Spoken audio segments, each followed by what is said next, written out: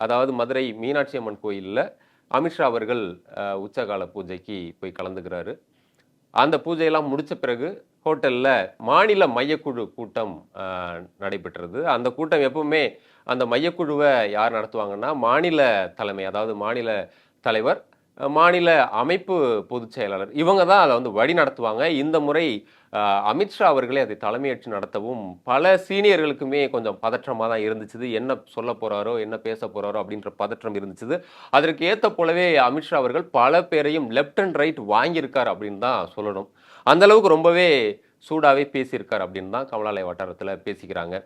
குறிப்பா புதிய தலைவர் நியமிக்கப்பட்டு இன்னும் 3 மாதங்கள் கூட முழுமையாக நிறைவடையல.